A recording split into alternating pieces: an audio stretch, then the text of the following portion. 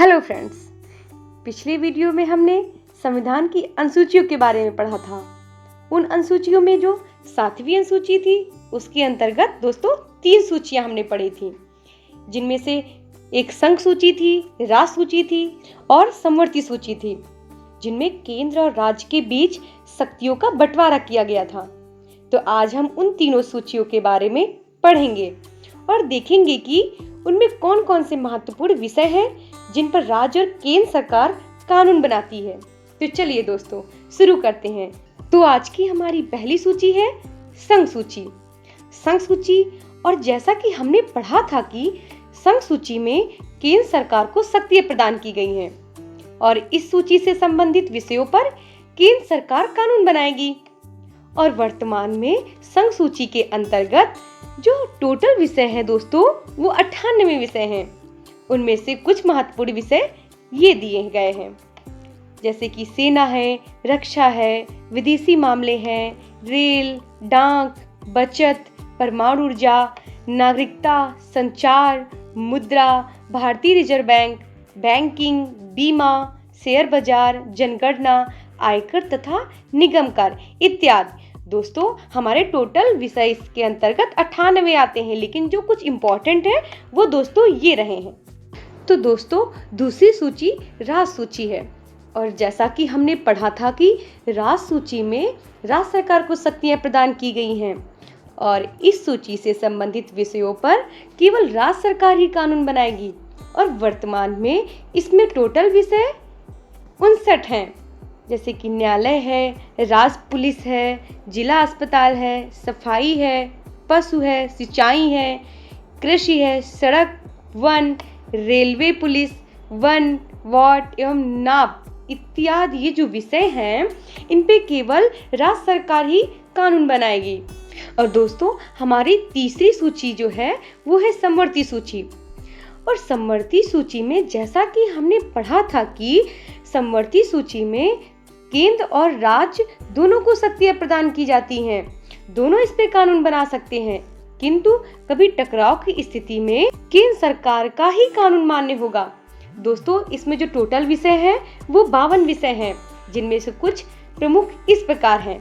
शिक्षा है, दीवानी एवं फौजदारी मुकदमे हो गए, श्रम कल्याण हो गया, कारखाने, समाचार पत्र, वन, आर्थिक एवं सामाजिक नियोजन, प्रदूषण नियंत्रण, परिवार नियोजन, वोट माप इत्यादि। ये जो टोटल विषय है इनमें से कुछ प्रमुख ये विषय हैं। तो दोस्तों अनुसूचियों से संबंधित पहला प्रश्न ये रहा, भारतीय संविधान की तृतीय अनुसूची में निम्न में से क्या उपबंधित है। तृतीय अनुसूची में दोस्तों जैसा कि हमने पढ़ा था कि तृतीय अनुसूची में कुछ पदाधिकारियों के शपथ व गोपनीयता के बारे में, तो उनमें से पहला ऑप्शन ये है संघ के मंत्री के लिए पद की शपथ का प्रारूप, संघ के मंत्रियों के लिए तो दोस्तों ये था। और दूसरा ऑप्शन है उच्चतम न्यायालय के मुख्य न्यायाधीश द्वारा ली जाने वाली शपथ का प्रारूप, दोस्तों ये भी था। भारत के राष्ट्रपति के लिए पद की शपथ का प्रारूप, तो दोस्तों ये नहीं था।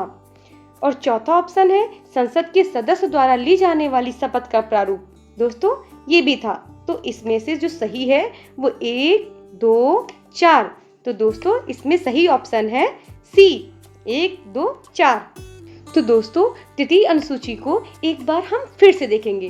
तृतीय अनुसूची में शपथ प्रतिज्ञान के बारे में बताया गया है और इस अनुसूची में निम्न के द्वारा ली जाने वाली पद व गोपनीयता की शपथ का प्रारूप दिया गया है। संघ के मंत्रियों के लिए, संसदीय चुनाव के उम्मीदवार के लिए, संसद के सदस्य के लिए, उच्चतम न्यायालय के न्यायाधीशों के लिए, भारत के नियंत्रक और महालेखा परीक्षक जिसे हम कैग के नाम से भी जानते हैं, और किसी राज्य के मंत्री के लिए, राज्य विधानमंडल के चुनाव के उम्मीदवार के लिए, राज्य विधानमंडल के सदस्य के लिए तथा उच्च न्यायालयों के न्यायाधीश के लिए। दोस्तों अभी हमने पिछले क्वेश्चन में राष्ट्रपति के बारे में पढ़ा, तो राष्ट्रपति की जो शपथ और गोपनीयता है वो तृतीय अनुसूची में नहीं रखा गया है, क्योंकि दोस्तों राष्ट्रपति की शपथ और गोपनीयता के बारे में आर्टिकल 60 में बताया गया है, ना कि तृतीय अनुसूची में। दोस्तों अगला क्वेश्चन हमारा ये है, सूची 1 को सूची 2 से सुमेलित कीजिए तथा सूचियों के नीचे दिए गए कूट से सही उत्तर चुनिए। तो सूची 1 में संविधान की अनुसूची दी गई है और सूची 2 में विषय दिए गए हैं। तो जो हमारी अनुसूची है उनको विषयों से मिलान करना है। तो चतुर्थ अनुसूची में क्या बताया गया है दोस्तों? राज्यसभा में सीटों के आवंटन के बारे में बताया गया है। और षष्ठम अनुसूची यानी छठवीं अनुसूची में दोस्तों जनजातीय क्षेत्र के बारे में बताया गया है। और जो अष्टम है यानी 8वीं अनुसूची है उसमें भाषाओं के बारे में बताया गया है। और जो 9वीं हमारी अनुसूची है उसमें भूमि सुधार के बारे में बताया गया है। पहला संविधान संशोधन 1951 के द्वारा इसे जोड़ा गया था दोस्तों। तो इसका सही जवाब क्या है? इसका तीसरा था और इसका चौथा था और इसका जो है दूसरा था और इसका एक था। तो यानी 3, 4, 2, 1 इसका सही जवाब ऑप्शन सी है। दोस्तों अगला क्वेश्चन हमारा ये है, राज्य भूमि सुधार अधिनियमों को संवैधानिक सुरक्षा प्रदान करने हेतु सम्मिलित किया गया है 7वीं अनुसूची में, 9वीं अनुसूची में, 8वीं अनुसूची में या फिर 10वीं अनुसूची में। तो राज्य भूमि सुधार अधिनियम को दोस्तों 9वीं अनुसूची में ऐड किया गया है। 9वीं अनुसूची में पहले संविधान संशोधन 1951 के द्वारा इसे जोड़ा गया था। दोस्तों अगला क्वेश्चन हमारा ये है, भारत के संविधान के अंतर्गत आर्थिक योजना का विषय कौन सी सूची में आता है? राज्य सूची में आता है या फिर संघ सूची में आता है, समवर्ती सूची में आता है या फिर डी ऑप्शन है किसी सूची में निर्दिष्ट नहीं है। तो जो आर्थिक योजना है दोस्तों इसका सही जवाब ऑप्शन सी है, समवर्ती सूची में आर्थिक योजना का विषय है। और अगला क्वेश्चन हमारा ये है, निम्नलिखित में से कौन सा विषय समवर्ती सूची का है? पुलिस, रेडियो और टेलीविजन, आपराधिक मामले या फिर विदेशी मामले। तो दोस्तों इसका सही जवाब है आपराधिक मामले। और दोस्तों ये जो पुलिस है ये राज्य सूची में है और जो ये रेडियो और टेलीविजन है ये संघ सूची में है और जो यहाँ पर विदेशी मामले हैं ये भी संघ सूची में है। तो दोस्तों जो सी ऑप्शन है आपराधिक मामले ये समवर्ती सूची में है। दोस्तों अगला क्वेश्चन हमारा ये रहा, निम्नलिखित में से कौन सी मध्य भारत के संविधान की समवर्ती सूची में है? जनसंख्या नियंत्रण और परिवार नियोजन या फिर लोक स्वास्थ्य और स्वच्छता, प्रति व्यक्ति कर, निखात निधि। दोस्तों इसका सही जवाब ऑप्शन ए है, जनसंख्या नियंत्रण और परिवार नियोजन जो है समवर्ती सूची में आता है। बाकी जो लोक स्वास्थ्य और स्वच्छता है, प्रति व्यक्ति कर है, ये निखात निधि है, ये दोस्तों राज्य सूची के अंतर्गत आता है। दोस्तों अगला क्वेश्चन ये है कि निम्नलिखित में से कौन सा विषय समवर्ती सूची में है? कृषि, पुलिस, शिक्षा, रक्षा। दोस्तों इसका सही जवाब सी ऑप्शन शिक्षा है। शिक्षा प्रारंभ में दोस्तों राज्य सूची में शामिल थी, किंतु केंद्र और राज्यों दोनों के लिए इसके समान महत्व को देखते हुए इसे 42वें संविधान संशोधन 1976 के द्वारा इसे समवर्ती सूची में ऐड कर दिया गया। दोस्तों अगला क्वेश्चन हमारा ये है, शिक्षा जो प्रारंभ में राज्य सूची का विषय था उसे समवर्ती सूची में स्थानांतरित किया गया है किस संविधान संशोधन द्वारा? 24वें संविधान संशोधन द्वारा या फिर 25वें संविधान संशोधन द्वारा या फिर 42वें संविधान संशोधन द्वारा या फिर डी ऑप्शन है 44वें संविधान संशोधन द्वारा। तो दोस्तों इसका सही जवाब है सी ऑप्शन 42वें संविधान संशोधन द्वारा जो शिक्षा है उसे राज्य सूची से हटा करके समवर्ती सूची में ऐड कर दिया गया है।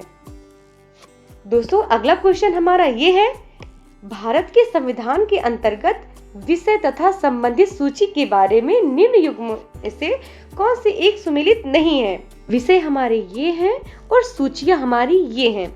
जो 1 है समवर्ती सूची, दोस्तों ये भी सही है। शेयर बाजार समवर्ती सूची, दोस्तों ये गलत है, इसे जो है संघ सूची में शामिल किया गया है। और डाकघर बचत बैंक संघीय सूची, ये भी सही है। और जन स्वास्थ्य राज्य सूची, ये भी दोस्तों सही है।